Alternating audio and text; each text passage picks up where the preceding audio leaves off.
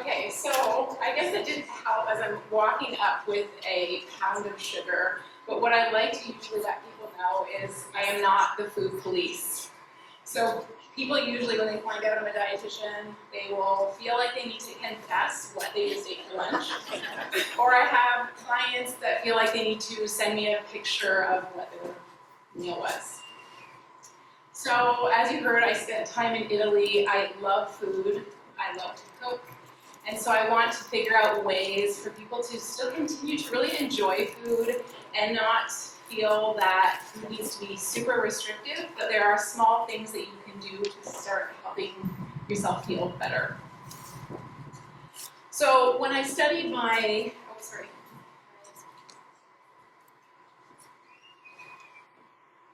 master's degree in Italy, most of my thesis was on how we learn through our senses. So different than just gaining and acquiring knowledge about things. How do we gain knowledge through our senses?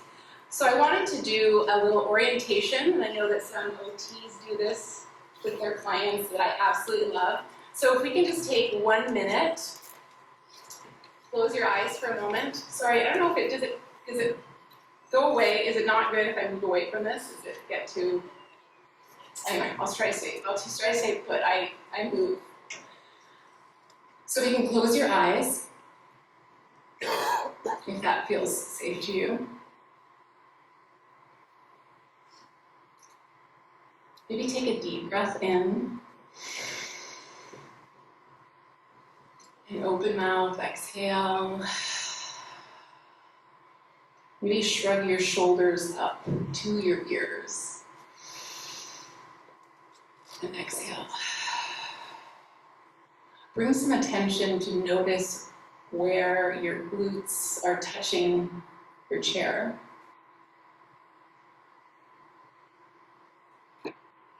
When you connect to your senses, you allow yourself to come here in this present moment. Although you are here in this room, your mind wanders.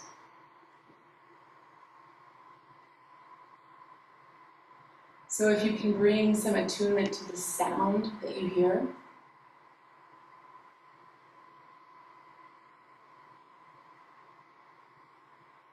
And then beyond that sound, as if your ears were growing bigger, what else do you hear?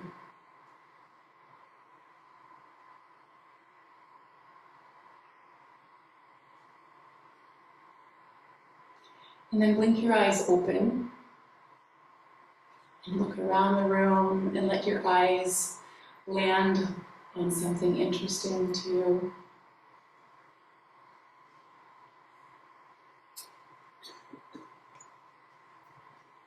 And then go back to the sense of sound.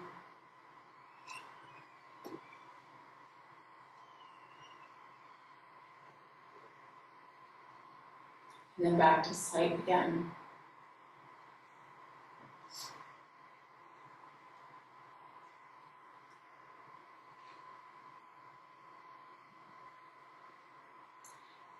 And then take another breath in.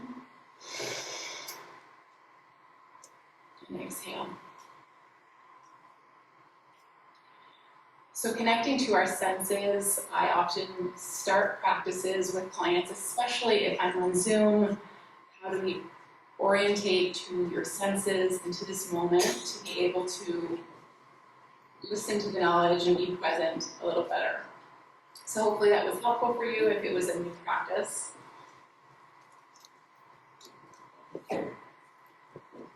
So I want to share just a little bit of information about the gut-brain connection and some nutrition tips for healing the gut. I would like to share a client success story and then practice a mindful eating exercise with you.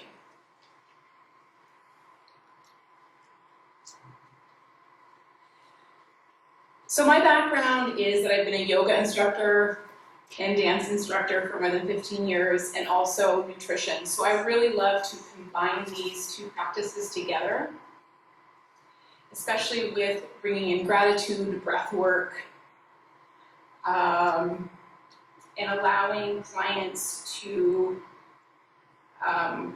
set the pace of what works well for them.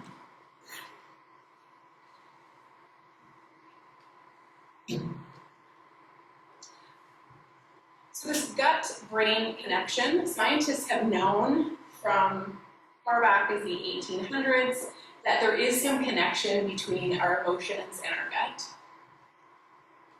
So if I was to have you imagine walking to your fridge, opening up your fridge and grabbing a jar of crispy dill pickles, just the thought of thinking of pickles starts the digestion and releasing the salivary glands. So knowing that our thoughts and emotions do affect digestion, and it works in the opposite direction as well. Our digestion affects our thoughts, and this is where research is becoming a little more interesting. It was around 2011 and 2012 when research has started to look specifically at giving, these are animal studies, giving mice specific probiotics and how that affects their food. So when using food to heal the body, there are many benefits, but what I love is that some of this research, it's not, some people might say there's not exact concrete information that probiotics actually work. They are not harmful, we know that, especially eating them with food. So what I'm sharing with you is some of the practices may not be appropriate for all clients, but that it is safe for most clients.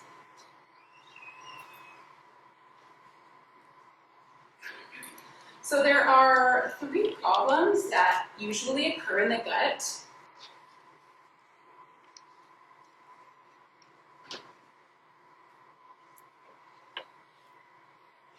They are imbalance of the microbiome, intestinal permeability, and inflammation. And this often happens from chronic stress, dysbiosis, surgery, medication, alcohol, and poor diet. So when I'm seeing a client, there are many of those factors that I cannot have any influence on. I don't want to encourage people to change their medication or surgeries. So I am going to look at what can I do. So I'm going to try to tackle a little bit of the stress and diet and possibly alcohol if you're open to it. So we have what is called the 5R protocol, which is remove, replace, repair, re-inoculate, and relax.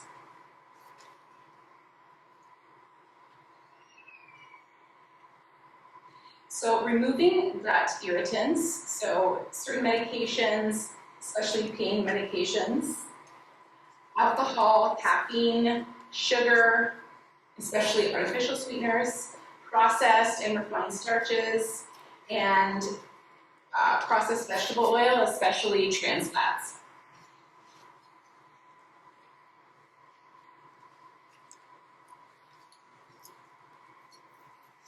And then for some patients, it is appropriate to try an elimination diet, which would have them removing certain foods, wheat, dairy, eggs, soy, those are the main inflammatory foods, and they can see some relief in symptoms.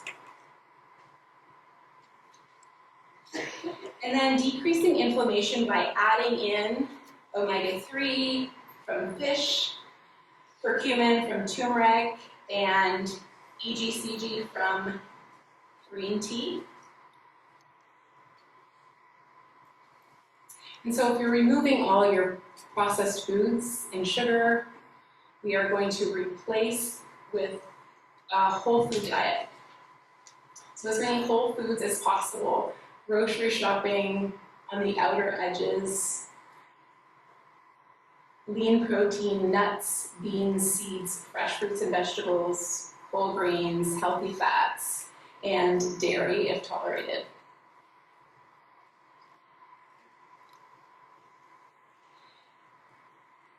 Also offering the option of repairing the gut, usually just for a couple of weeks, having clients on bone broth, gelatin, or L-glutamine can help support bringing down inflammation in the gut.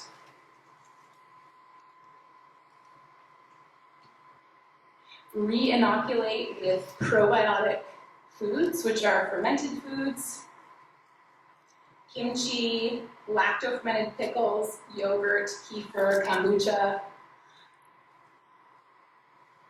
So the thing that I like about having people try fermented foods instead of a probiotic pill is that, for one, I think one of the speakers spoke on that the supplement industry is not super regulated, so we're not exactly sure what the probiotics are.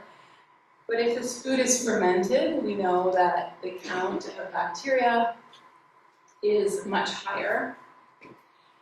And you're usually getting your prebiotic as well, so you're getting your fiber from the fruit or vegetable at the same time.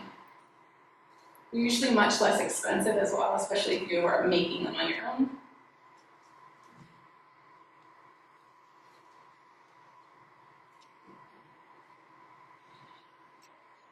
You want to make sure that everyone's getting prebiotic, which are your fruits and vegetables that you had plenty at lunch today.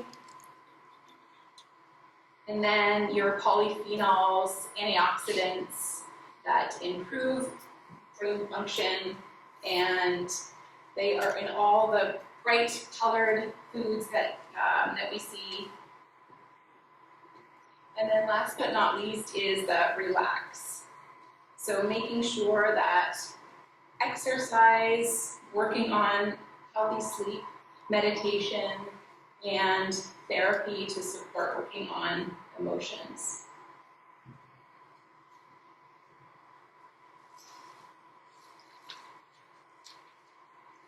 So I want to just talk to you briefly about a typical client that I have worked with. So we'll call this client Michael, 46-year-old male. He is 1.5 years post his motor vehicle accident, has a brain injury, gained approximately 60 pounds since his accident. He has elevated hemoglobin A1C. He is struggling with depression, anxiety, and back pain. So what as a dietitian can I do to help? So when I show up to see Michael, he is not interested in seeing me at all. He thinks that I'm here to take food away from him, and this is the only thing that brings him joy. He doesn't exercise anymore because of the pain. So food is his source of pleasure. So it takes some time to build a relationship with Michael to understand what are the things that he's struggling with and how has this weight gain changed his life. So in some time, my goal for someone like this would be, can we stop the weight gain and try to improve his blood sugars? Because each of those challenges that he's struggling with, his increased weight and out of control blood sugars are going to exacerbate all of his brain injury symptoms. So when Michael would tell me what he would eat in a day, he would eat, on average, he would start his day with a Raisin Bran muffin from Tim Hortons, a double Tim Hortons coffee. For lunch, a ham sandwich with a cup of potato salad. In the afternoon, maybe he had a snack, I'm not sure. Dinner was some pizza pockets. And then for snack before bed, some Honey Nut Cheerios and milk. So to you, that might not sound that strange. That might even be what you ate yesterday. But the thing is that accumulative, if you are also not moving your body, what that looks like. So that specific diet of this one client was eating approximately 120 grams of added sugar in a day. So if you can imagine,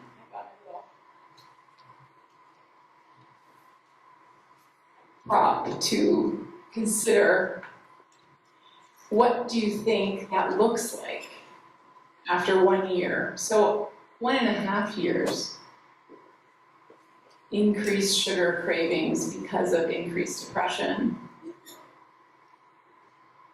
If you were to imagine how much sugar that actually is, can you imagine it? I will help you. So this is a visual of approximately 20 bags of sugar.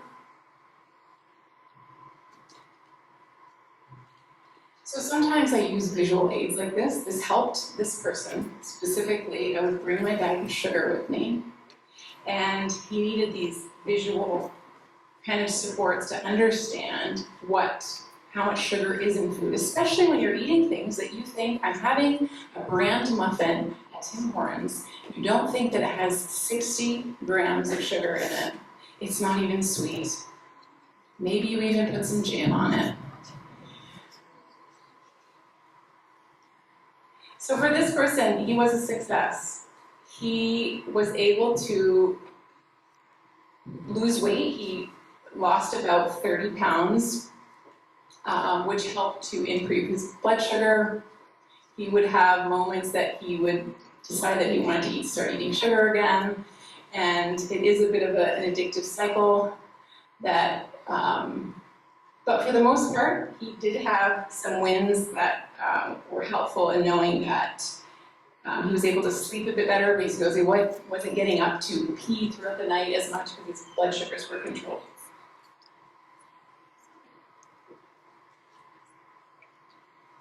And so the last little exercise I'd like to do with you is a mindful eating exercise. So bringing mindful eating to clients is something that I like to do to help them be able to enjoy food. I often have clients that they don't smell or taste food in the same way. So maybe some of their senses aren't available to them, but how can you bring some joy and attention to food? So I just need some volunteers to help.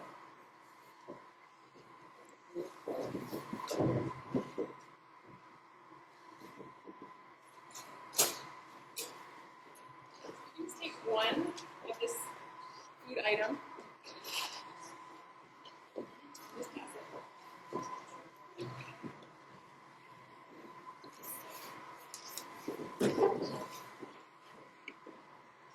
So some people are afraid of this, and they thought that it was possibly a tomato. It is not a tomato. If you don't want to participate, that is also okay.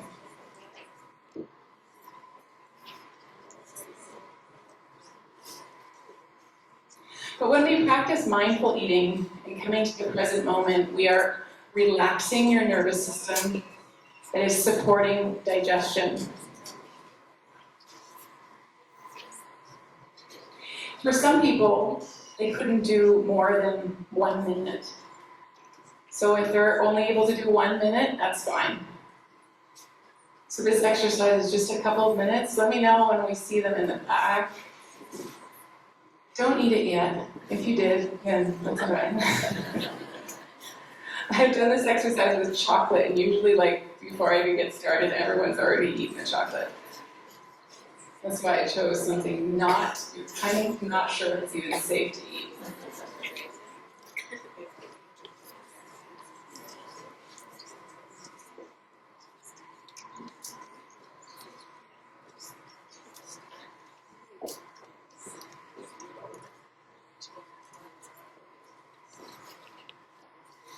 So do we all have an orange object?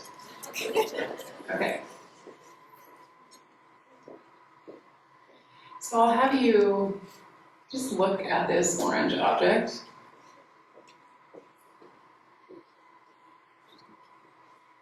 Maybe smell it. Does it seem like it would be safe to eat?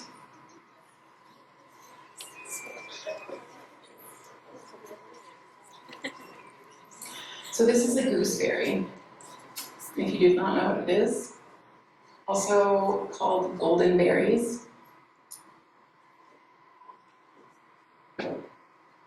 So I want to imagine, how do you imagine that you could look into the life of this golden berry? So if it helps you when you're imagining something to close your eyes, you can do so.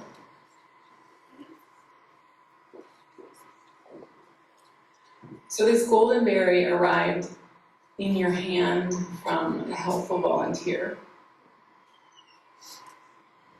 And then backing up, I went to the store last night and purchased them.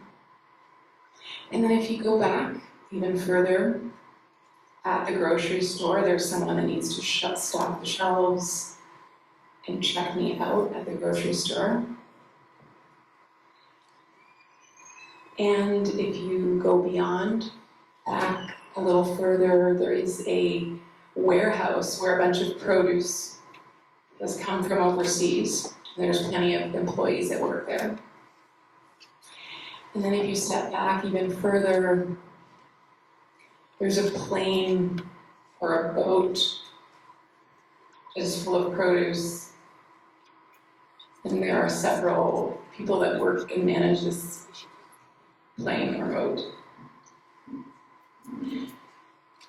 And then beyond that, there's another warehouse in Colombia that are staffed with people.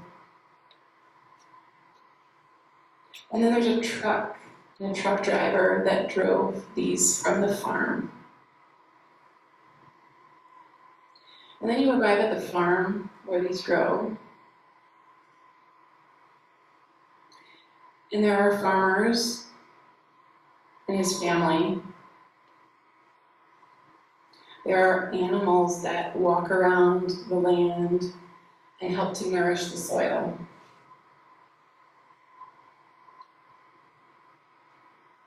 So you can really think about how many people, animals, that it took to actually get this one orange object to you.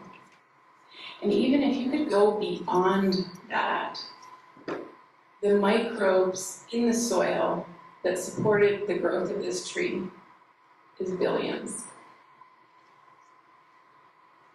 So before you eat it, if you could send an energetic gratitude to all of these people and microbes and animals that allowed this berry to come to you. So maybe you could imagine that you're passing this through your heart as a thank you.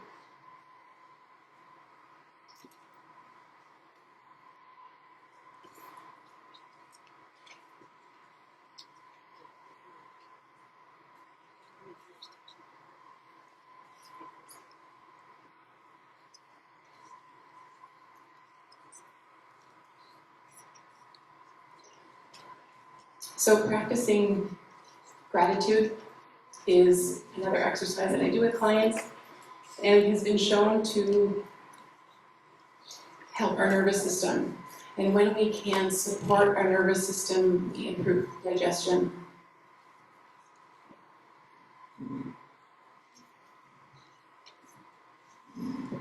So I just want to end with one quote by Thich Nhat Hanh.